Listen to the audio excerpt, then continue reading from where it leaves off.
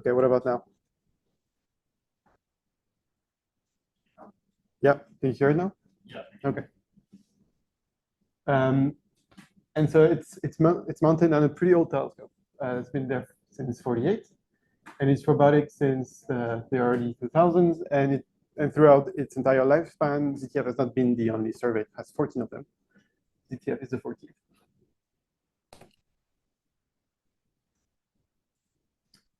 So it's also people. ZTF is not just an instrument or a telescope, it's a collaboration. And so this, for example, is a picture from the team meeting in Stockholm. So it's not everyone, of course, but that's a couple of people that are within ZTF or that are partners of ZTF or students that were there. But what's important to know is ZTF is not a closed source kind of thing. There's private data only for Caltech, but you also have data from partners. And you also have data that is dedicated to a public survey. So a lot of the data from ZTF, I think it's around 1/3 or so, is available publicly. So you don't need to be within ZTF to look at a lot of the data products and discover things. Okay, so why ZTF?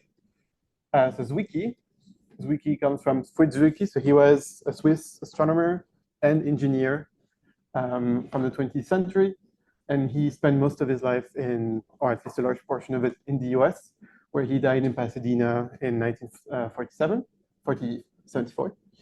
And he's known for a couple of things that you all know. So for example, he coined the term of supernova, but he also came up with a couple of ideas that then flourished under other people. So neutron stars, dark matter, gravitational lenses. And he didn't just do astronomy. I learned while I was preparing this that he even came up with some of the early prototype for jet engines. So he really did a couple of things. So he's an interesting guy. And so his philosophy was not just to do theory or just to practice, but kind of try to implement both at the same time, which is exactly what we do with ZTF. We come up with ideas, and ZTF is the kind of machine that allows you to verify them. Transient, well, I think you're all familiar with this, except if you're not astronomy student, but the idea is to look at things that change within timescales that we can actually look at. And that's not everything, but you can have things like comets, black holes, exoplanets, supernova. So there's a couple of events and type of objects that we can look at and things that we still need to discover. But the idea is just to look at things that evolved through small timescales. So just a quick example. So you can see you have this supernova here that peaked and then that fades. And essentially what we look at, what we get from ZTF is the brightness of objects over time and how it evolves. And this is how we kind of, we get alerted by ZTF that there's something new. And this is essentially what we mostly look at before we can decide whether or not we need to get a spectrum from another instrument to classify something. Facility because ZTF, it's not just this instrument and people working with the data from that instrument, but it's almost like an industrial complex, right? You have this entire observatory where you have a couple of instruments. You have on the P48, that's where you have ZTF, but you also have on the P40, you have Winter, which is an infrared survey with a smaller field of view than ZTF. And those are the two discovery machines. This is what we use to discover new things in the optical.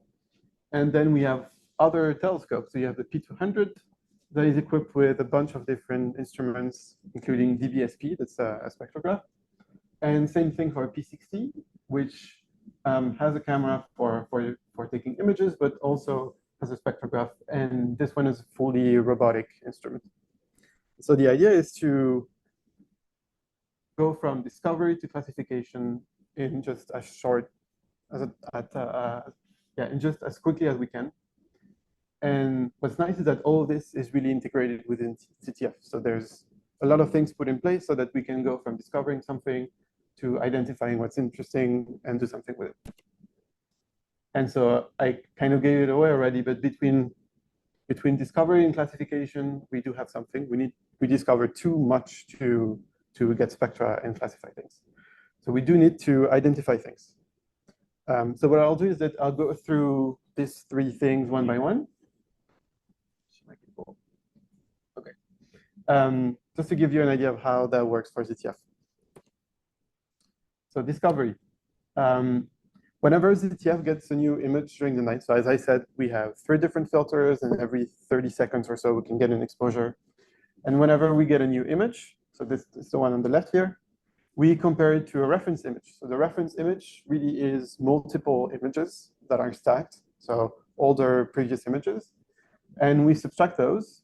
And in that subtraction, what we're left with is what's new, if there's anything that's new. And if there's anything that changed, so that we get that with this Zwicky algorithm, because you can't just take an image and subtract another one. What you'll get is not really usable.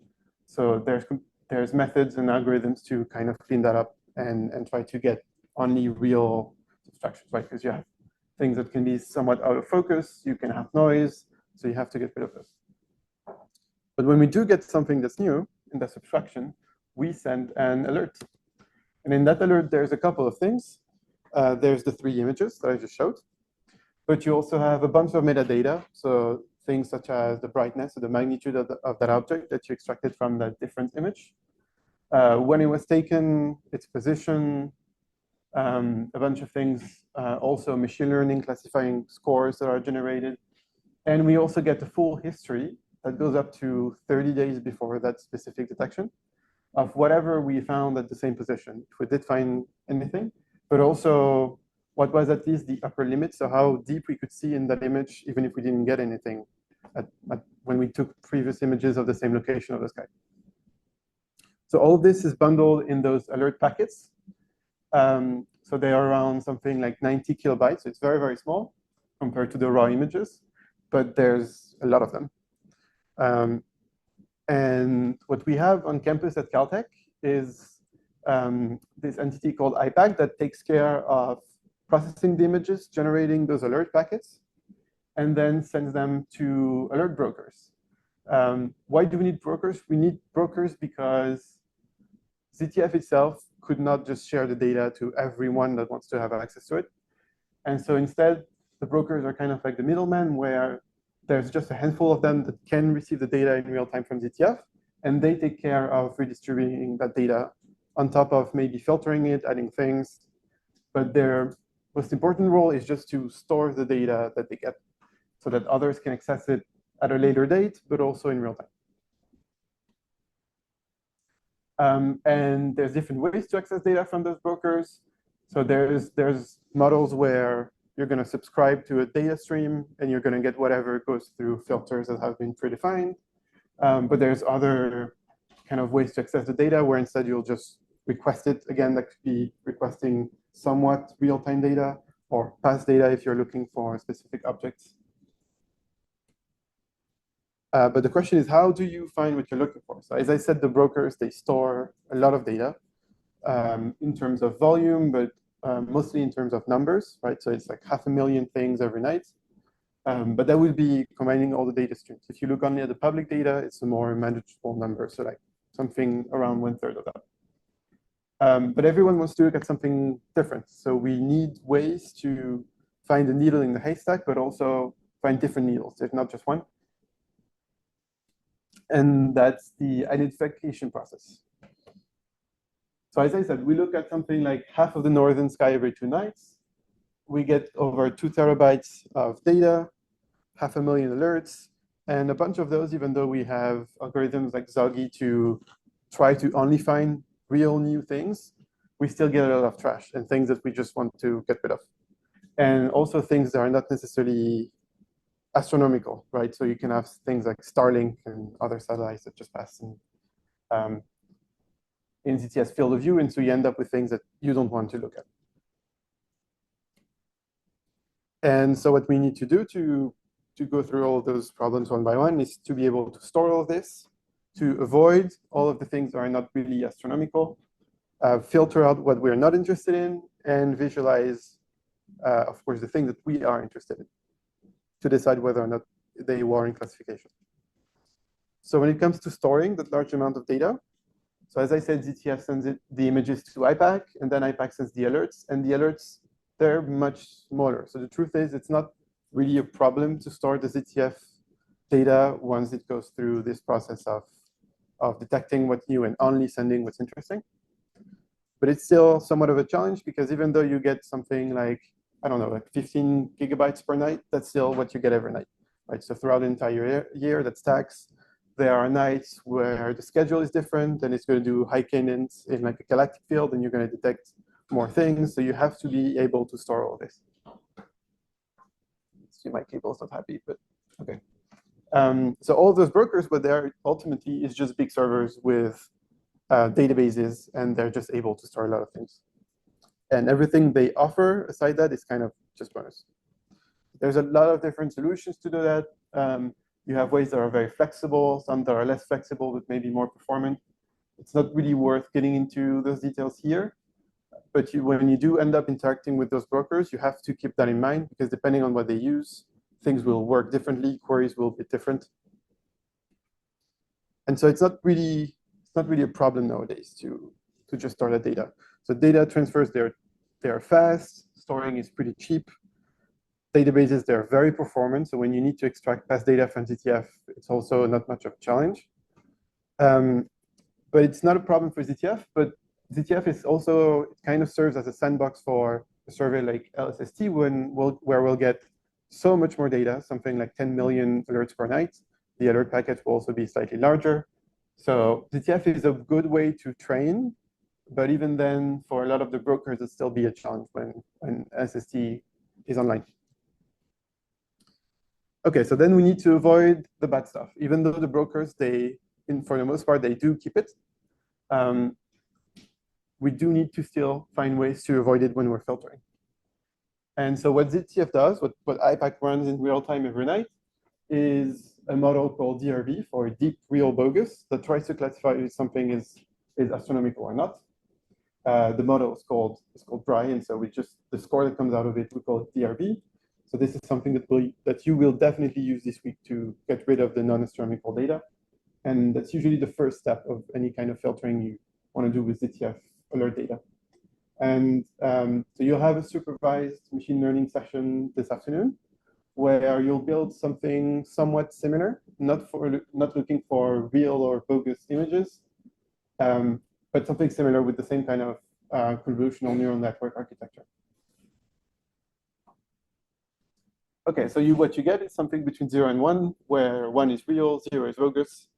And just thanks to how the DRB model works, the distribution is really, if something is not real, it's around 0. If it's real, it's around 1, and there's not that much in between. So it doesn't really make a big difference where you cut if it's 0.5, 0.7. Yeah, it's pretty performant, and there's not that many false negatives where we say that it's not real when it is. So it's something that you can trust. Okay, so now we got rid of the stuff that no one cares about, but now we need to filter out what we are not interested in and just keep whatever kind of object you're looking at. So the brokers, they all offer different ways to go about this. So as I said, you have real time, you have non-real time, you have flexible ways where whenever you want, you can run whatever kind of query. We also have brokers where it's very different, where rather you get in touch with them, you kind of explain what you need, and they will be able to filter for you. So you don't even need to do anything. And so, by the way, the one on the top left here is Kowalski. So that's the code is open source, but it's deployed privately, and that's the ZTF data broker that we use at Caltech. So on site, that's the one that ZTF uses internally, and that's the only one that has all 3 data streams. On the right here, you have Ample. So Ample can also be accessed publicly, though you do need to get credentials. And with Ample, the idea is to really serve as a big database and to provide people with the tools to filter the data. So with Ample, often you just say, give me everything that passed through that night, and Ample just provides you with a bunch of Python code that you can run yourself. And so they have a way to kind of say, okay, we're not going to run any of the filtering. We do that for the client. We just store the data. Whereas Kowalski, we submit the filters ahead of time. It runs the filters, and it just sends you what goes through those filters. And Alercy is completely public, and they're focused on machine learning. They have a big focus on machine learning. They have a bunch of classifiers that look at the images, that look at the light curves. And so you're able to query things, and they offer also a nice front end so a web app where you can see your data, you can visualize it. You don't have to come up with with tools to do that. Okay, so I already mentioned some of that talking about the other side. But yeah, everyone wants something different. There's different degrees of automation, so more or less ML. For example, something like Lurcy uses it, a lot Kowalski too. But you can also filter on without any machine learning. You can already find very interesting things. That's not a necessary step, but that's often how we can find things at earlier times. So there's no real ingredient. You can kind of decide whatever filtering should look like. Really depends on your science. It depends how conservative you are. Say you don't have much time to follow up on objects. Maybe you want a filter that looks at very specific things that might lose some. Whereas sometimes you just want to have something that's looser where you can find anything that might be interesting. So there's different degrees of filtering, and that's kind of up to you and what resources you have to design those filters. So today, so this morning, after this talk, you'll have a Jupyter notebook in Python where you'll do something very similar. So you'll have an entire night of ZTF data from the public stream. And instead of accessing a broker, because that requires a little bit of a setup, we'll just give you a pandas data frame for those that used that before with those alerts. So you'll have the alert, you have the full light curves up to, I think, 6 months looking back. And so that should be enough to look for interesting things. And on Friday, you'll have a larger scale kind of thing where you won't be really in this position of the astronomer that kind of filters what comes out of the brokers, but you'll really kind of impersonate the broker. So you'll be reading off the same kind of topics that IPAC gives the brokers, and you'll kind of implement your own brokering system where you, using machine learning classifiers, so you will work on during the week, filter through the ZTF data, and just try to find cool, fast evolving objects and that kind of things. So a very quick example of what a filter could look like. So first, you could filter on the DRB to remove the non-astronomical alerts. Then let's say I want to look at young things. I could use an age metric. So I could try to figure out when was the first time we ever detected something at that position and compute an age. I could say, okay, I want things that are younger than a week. Maybe I want to look at bright things. So I would filter on the magnitude to remove everything that's faint. And maybe then I want to say, okay, I don't want the objects that I detected only once, or that I detected more than once, but within 15 minutes, because often what could come through that is things like asteroids, right? We could detect them multiple times if we have a high cadence within 15 minutes of ZTF observations. And that's not really enough to figure out if it's a real transient or something like a supernova or an asteroid. So often you would just say, I would like to have at least one previous detection older than 15 minutes to figure out whether or not it's a rock or something else. And so this is kind of similar, though there's a lot more to it, but this is very similar to what a survey like the Bright Transient survey that uses ZTF data to look at bright transients does. So even though it's like a very, very simple example, that's still very close to what you would implement to look at things. Okay, so you're done filtering. Then the question is, how do you visualize any of that data? And so there's a couple of ways to do this, either from the broker itself. Some of them offer you tools to do that. And that's often the best way to start with. If you don't want to have to code anything, just look at ZTF data. You can just look at what already comes out of their filters and visualize those transients. And also, even if you implement your own filtering, then you're left with like an ID that identifies that object. And you can just go to any of those brokers and see the light curve, the images, and that kind of things. Some of them have APIs where you can retrieve then the full data set for a given object and just plot it with your own code.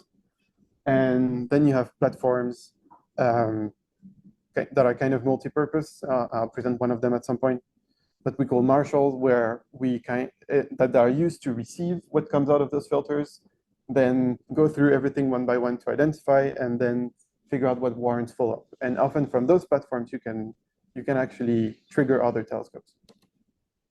For example, this is what Lurcy's front end looks like. So there's a bunch of public brokers. I do like this one. They have a very nice interface to look at things. So I really encourage you to use it throughout the week when you go through any of those exercises and you need to visualize the data and kind of confirm that whatever you're doing is correct. So of course you can do it with your own code, but we'll do it throughout the week, but it's not always the easiest way to do it. And the easiest way to do it is to use a platform like SkyPortal. So SkyPortal is a platform which is really a data science platform applied to astronomy.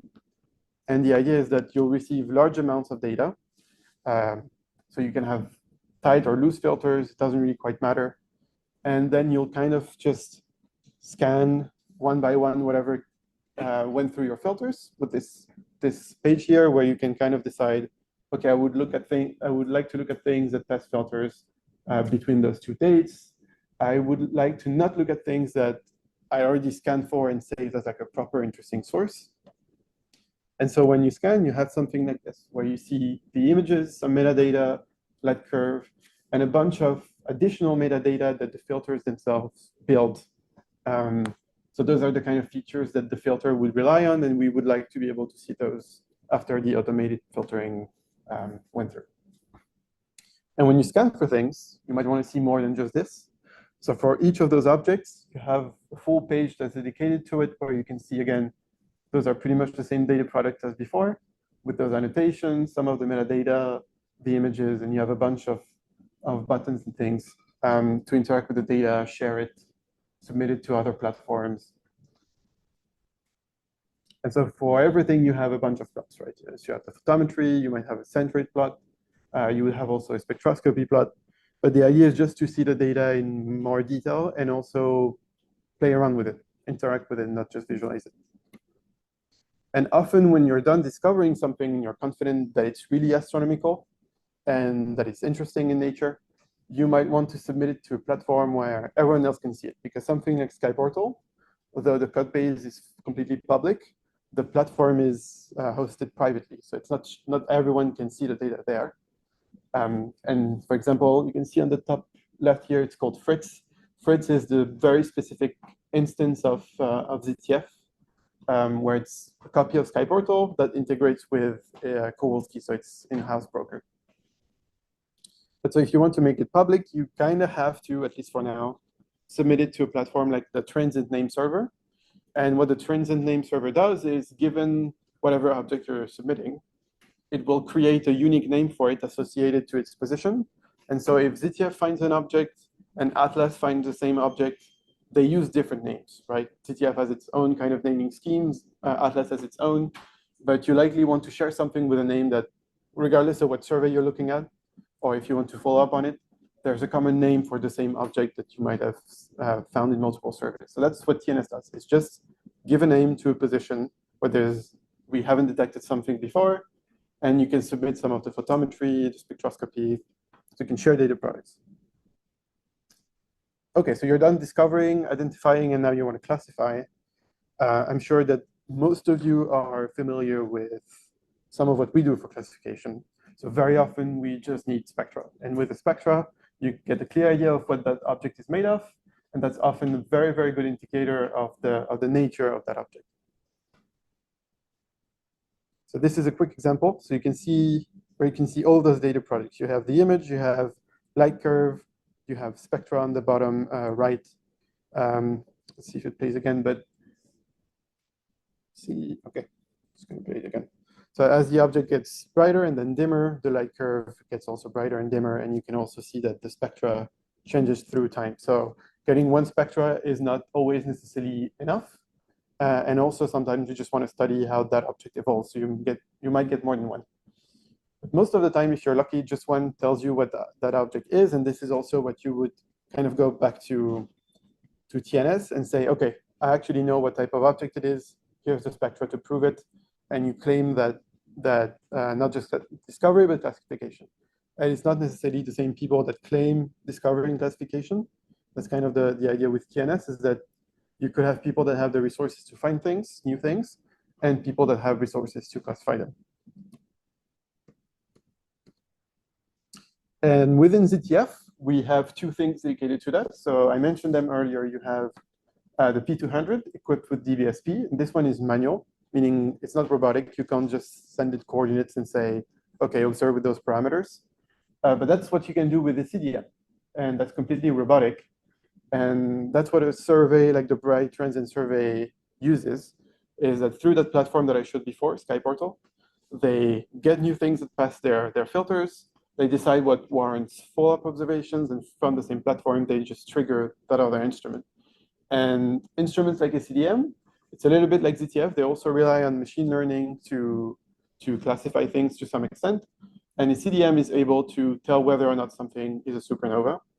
And if it does it with high enough confidence, it actually submits it to TNS. You don't have a human in the loop needed for classification. So this is just give you an idea of the size of the P200. I don't know if any of you had the chance to observe with it once, if you already worked with ZTF data, but it's gigantic. You have like a catwalk around it. You can literally walk on the dome when it's running. It's very fun to observe with it. And CDM is a much smaller telescope. The instrument is a bit more recent, but again, it's fully robotic, so it makes it very convenient, and it's similar to what Michael said. Here, you clearly have no one to observe with it, and you don't even have that option. So with the CDM, you just click on a button when something looks interesting, essentially, and you get back a spectrum and often even a classification. And so this is just to give you an idea of the scale of things, right? How much we can classify with ZTF. So this is an animation from the Bright Transient survey, and it's all of the supernovae that they've classified since the beginning of ZTF. And I think the cutoff date is something like last year. So it goes up to something like 8,000. So it's a very, very large sample of transients that have been classified. It's still ongoing, and it's still doing the same thing, which is relying on ZTF to discover things and SCDM to classify. But some of those transients are also classified by other instruments. I think I've put it here at the bottom, but this is just what ZTF already has in hand to do things. But there's a bunch of other facilities that ZTF works with, so not limited to those two.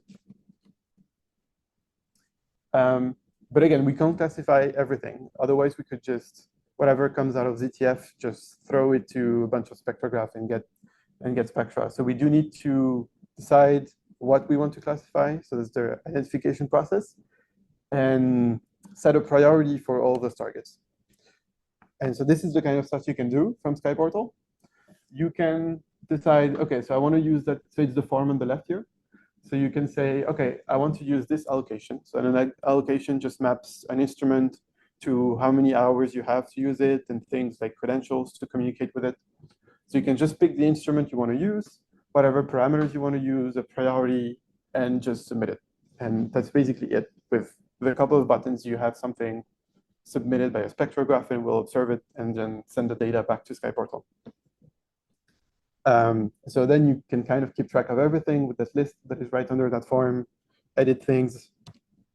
And for those instruments that are manual, that are not able to receive any data from a platform like this, we have this concept of observing run. And I think it's especially useful for postbacs or graduate students that often end up just observing during the night. There's still some that do. And for that, we offer this kind of observing run page where you can see all of your targets. You can get the offsets to align your instrument with it. You can see your current conditions. You can mark which ones are observed, not observed, reassign to other runs. So a lot of astronomy is also bookkeeping, and it's boring. So we try to make it a little bit easier. But you have to just keep track of everything that's interesting and decide based on the priority and whatever comment people have left, which targets you want to observe and which you kind of have to pass on and just hope that you can observe it again next time. And then you get back your spectra, and you can do things like plot spectral lines, adjust the redshift, to try to figure out what you're looking at. And again, share it on TNS. So we're kind of done with the entire workflow of discovering, identifying, classifying. So what now, right? Like all of this is done, it works. Are we done with astronomy? Clearly not. There's a bunch of things that we can do. So I'll talk about a few of them. Not that much in detail, but just to give you an idea of what ZTF has been doing in the past couple of years, on top of that already well-defined workflow of discovering things. So one of them is multi-messenger astronomy. And that kind of comes somewhat before all this. You have things that are not in the optical. There's other messengers or other type of information that you can get that kind of give you a hint of there's something happening around the position of the sky. And depending on what kind of messenger, what kind of data you get, it might give you a very precise position, or it might give you a very large area of the sky where there's maybe something to look at.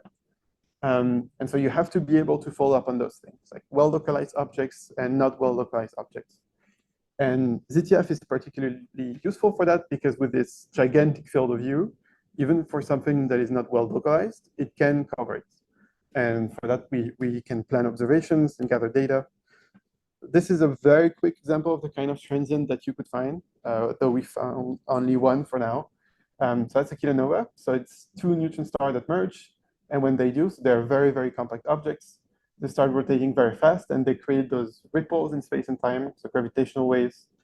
And on Earth, we have very big and especially very expensive detectors to try to detect these things, make sense of it, and try to create those probability regions of the sky where something might be. And it's those regions that then we'll look at. So this, just to give you an idea of what it looks like, not at all telescope, at least not in the classical sense. So it's those big interferometers. Yeah. Okay, so just to go back to Sky Portal, because this is where also a lot of this happens. When you have the GCN network, so the general coordinate network that a couple of people here work for, and you'll get a lot more information about it tomorrow. But what GCN does is essentially kind of combine the different events from all of those different messengers. So you have gravitational waves, you have gamma rays, you have neutrinos. So all of those send alerts, and they all go through GCN. And GCN, just like ZTF would do with its alert stream, redistribute things in real time. And in Sky Portal, we listen to those alerts, and then we ingest them, and we have a page dedicated to each of those events, where you can see the sky here on the left. So it's a globe that just represents what the sky is like around us here on Earth. And you can see what those regions where something is look like. And so ideally, you want to query for things and try to find objects in it. But before you have anything, you do need to observe it. And so for that, we have a section on that page where we use a software called GWEMOpt that is made to optimize observation planning. We're given an instrument and a bunch of constraints like, oh, I want to observe it in that filter, then this filter, then that filter. This is the kind of exposure time I want to use. Don't observe things where the air mass is too high. You have to observe everything in those three filters. You can't like sacrifice one of them to cover more of the area. So you have all those constraints, and you have the ZTF fields here, as you can see. So each of those squares, they're the field of view of ZTF, so it gives you an idea of the size of it compared to our sky. And this is what it does. It's just solving a traveling salesman problem where you have a bunch of fields to go to that overlap with that map, that area of the sky to observe, and you just try to optimize this. So GWEMOpt does that, and you can just run it from Sky Portal. And what you're left with is a list of fields that you can observe, and with a plan of observation, a schedule that's generated. And from the same platform, you can submit them to the telescope. Okay, so you're done planning your coverage.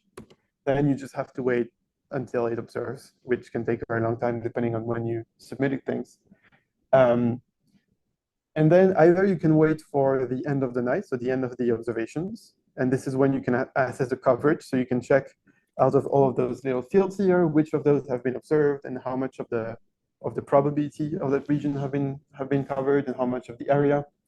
But throughout the entire night, one thing that you can already do is essentially scan again, because it doesn't really matter whether or not it's inside of those multi-messenger events, spatially speaking.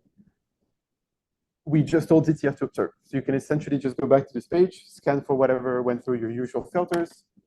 And we do have some kind of specialized, very loose filters dedicated for multi-messenger searches.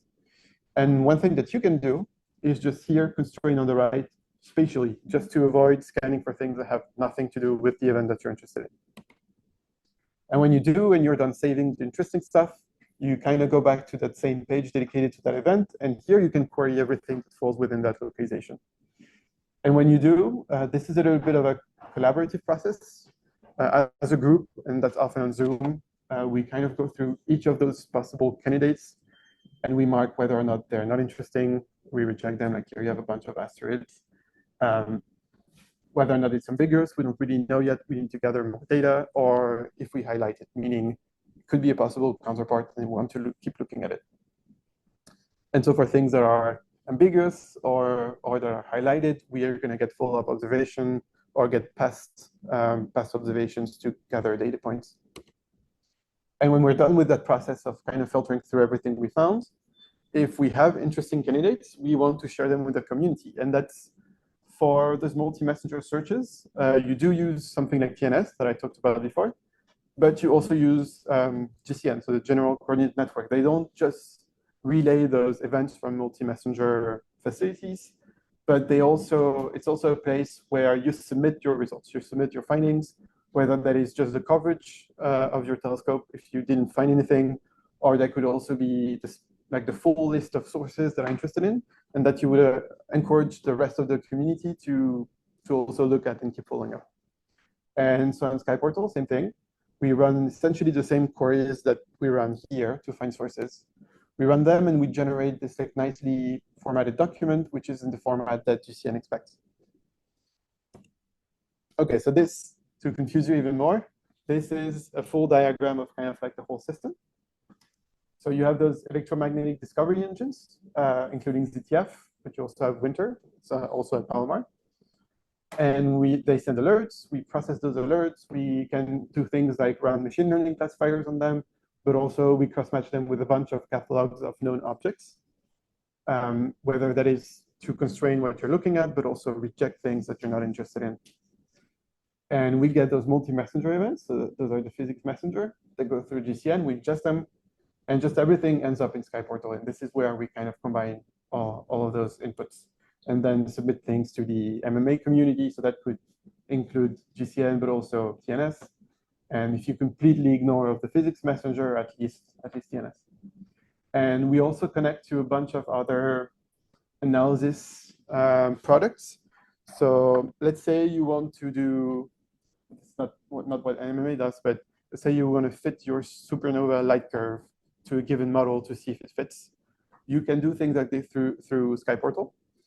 And it's very flexible, meaning you don't have to add code to the platform to make it work. You can just host it on whatever computer you have where you have your analysis running. And we just provide templates of whatever you have to put on top of it for Sky Portal to communicate with it. But then you can just send the data wherever it analyzes. You run your analysis on it, and then you get the results back to Sky Portal. And so one of the things we use is NMMA. And what NMMA does is that it's also informed by those multi-messenger events. So it doesn't use just the light curve.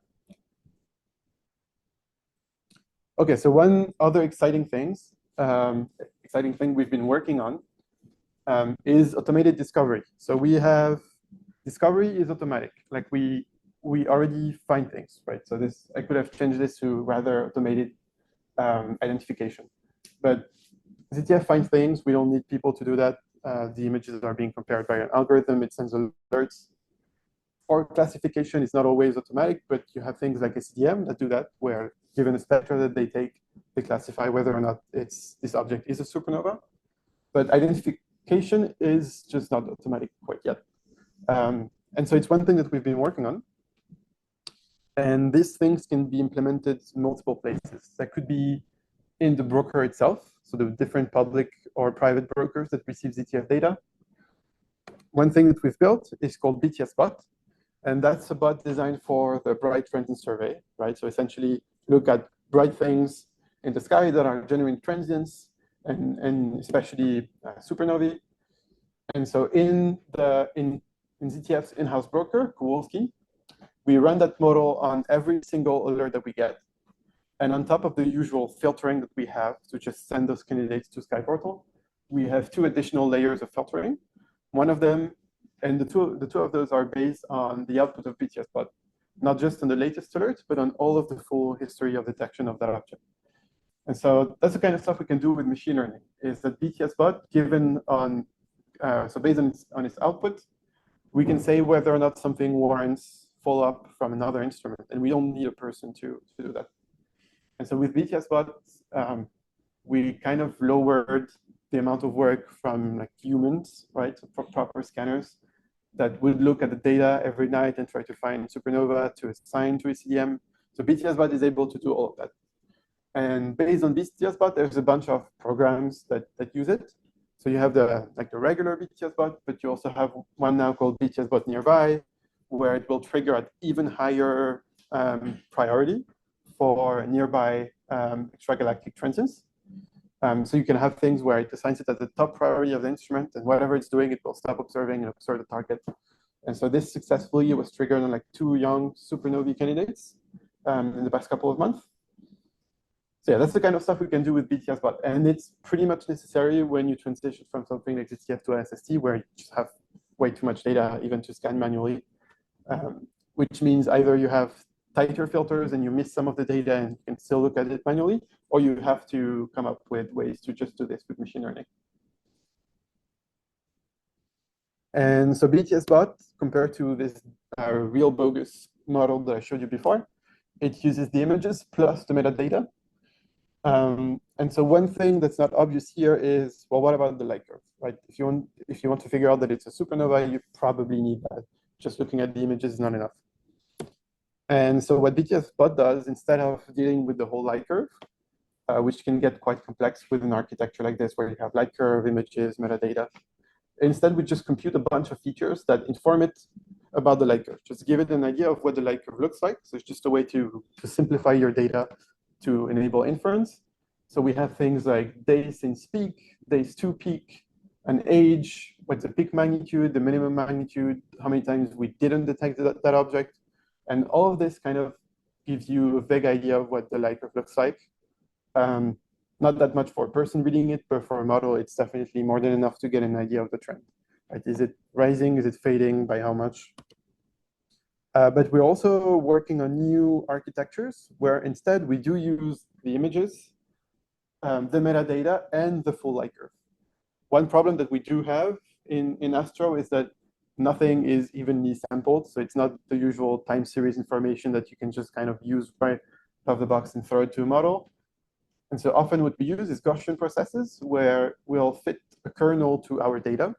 And essentially we end up having a function that kind of describes, just based on a few unevenly sampled data points, a function that given an input, so a timestamp, we can resample that light curve and get evenly sampled data that then you can fit to a model. That does mean we have some margin of error, and that Gaussian process, they do kind of, well, generate data. So it's not essentially, it's not always the best way to do it, but that's one way to do it. And then you can fit it to any kind of model that usually expects evenly sampled time series information. And for example, you have transformers that are the exact same thing that empowers large language models like ChatGPT, where they do a great job at looking at a large amount of data. And so it's particularly relevant for astronomy. It's been used successfully for things, so for longer lived transients, so things like AGN, TDEs, not that much for supernovae. So that's what we're trying to do with that new model, at least at first, just to see how well it can perform. But the idea is just to come up with an architecture that we can kind of use for whatever classification problem. And one thing that's interesting too that we're doing is we're, at least for this kind of model, is that we're trying to do this like taxonomy-based inference, where, and this is not, doesn't reflect the real taxonomy, but just to give you an idea of how it works, which is that we kind of have different tiers to the classification, where instead of just looking at one model that tries to classify every type, or a bunch of individual models that you have to run every time, we just have a taxonomy tree where you have something like supernova, then a type, then subtypes, and then maybe even more subtypes. And that allows us to do something like, okay, if the score is high enough for one branch of that tree, we go run the model for that type, then that subtype, and that avoids us from running everything. And that's kind of necessary for something like an alert broker, where if you start running, like if you want to classify, I don't know, like 20 types, if you account for all the subtypes, you can't really do that in real time on every alert. It's just very expensive, computationally speaking. And latency is a problem, because if we start taking a lot of time to process the alerts, then you get the alert so late that you miss, for example, the peak for like a fast evolving transient, and it's a little too late to do anything with it. So it needs to run fast. That's the kind of ways that we can run larger models at scale. There are things that are also implemented on the Marshall side, so platform like SkyPortal. And what's nice with that is you don't need to be ZTF at Caltech running your private broker. Anyone can run SkyPortal. The code is open source. If you want to run it and just put whatever data products from whatever survey in it, you can do that. And so we're building tools to do this in SkyPortal directly. And that extends not just to ZTF data, but a bunch of other things we have there. So you could imagine automatically triggering an instrument to get spectra for any source based on some filters that you define in SkyPortal. And for example, we've been doing this for Einstein probe events. And so what we've done here is being able to ask a CDM to collect spectra with a high priority without even looking at that event. So what's nice there is as soon as it comes through GCN and we get it, we have a spectrograph that's already pointing at it and gathering data. So actually not spectra here, that's a mistake, but photometry. Also, we do the same thing for observation plan generation. So for those larger sky maps from, say, gravitational wave events that you want to observe, we have ways to say, okay, if I want to look for binary black hole mergers that are like well localized, there's not too much of the sky to look at, you could set it up so that as soon as we get the event, same thing, we schedule ZTF and we tell it run during the night if it's already the night, or during the following night, observe that event. And that also means we can do that with low latency if it's during the night. And during the day, it's also useful because we kind of, I mean, we've seen that for some events that are, let's say, a bit less exciting, but still worth looking at, we did end up just not doing anything sometimes. So it's useful to just have this be automated. And as I said, you can constrain both of those things just based on the objects or events property, and just make sure you don't trigger multiple times and things like this. Because after all, you do have an allocation and you're kind of limited by how much time you can spend. So when you start automating things, it's kind of dangerous, because if you don't do a good job of preventing it from observing too much, then you can just use your entire allocation on maybe targets that are not interesting, especially if your filters are not good. And one thing that we're working on these days with Michael and a couple of other people is starting to think about multi-survey searches. So still now, alert brokers, they might work with ZTF data. I mean, it's mostly ZTF data. There's other surveys, but all of those data streams are processed separately. And then at the end, sometimes we run cross matches to check if, say, the ZTF source we found was also detected by another instrument, and so we can have more photometry to use. And it's still not that straightforward to do that. And also what we could do is rather, based on those different alert streams, kind of combine them into one, where you just have for a given position, a given name, and all of the photometry from all of the different surveys. And this is what the workflow would look like when you do something like this, where you kind of combine all the different messengers, and we'll have much more in the future. So things like Verity Rubin, LSST, things like LS4, Ultrasat. So the idea is to combine all this and be able to filter not just on one data stream, but multiple data streams. And Kowalski has to change to enable that, probably even be under another name at some point. But the problem then is that you also get more data, right? And if you want to support that, then one way to do it is to say, okay, different people look at different things. Well, what about they just have different instances of whatever platform you have? And so one way to approach that problem is to, instead of having just one centralized platform, to just have different working groups, different people host their own. So they can each have their own filter, get different data products, and when they do find something interesting and save it, it would just be shared automatically between the different instances of SkyPortal. So that's a way to spread the load. And that's true not just for this. It could be true for Kowalski. It's true for any kind of system where you have to handle a lot of data you have to distribute at some point.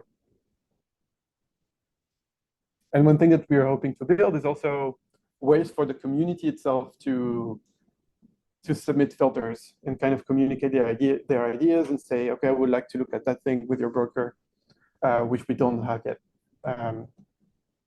And even if some brokers have this to some extent, it's not multi-service. So the idea is to give tools to build filters that can handle different data streams, different alert types. And they all have different schemas, different data products, so it's hard to do that. Okay, so it was a long presentation. I'm very sorry. But we do a lot of things with ZTF, but this was still kind of the tip of the iceberg. We looked almost only at the alert data, but there's a bunch of other data products, other data releases and things that you can do. And some of those will be covered this week, but I guess the idea is just that you can kind of do whatever you want with ZTF, right? You get photometry, you get images, whatever science case you have, you can do things with it, and especially with the alert stream that is public and in real time. So it's kind of a gold mine for whatever kind of science you want to do. So throughout the week, though, you'll be given some of the tools to do this, like filtering, apply to specific science cases. We really encourage you to kind of apply it to whatever you want to look at. Okay, so now we'll give you a Jupyter notebook. And so in Python, you'll be able to go through alert data from one night, do some of the filtering, and look for like fast evolving transients and things like this. Michael, do you know how you want to do this? Is there a break? Is there? Yes, I think let's take a break. Let's do it. Take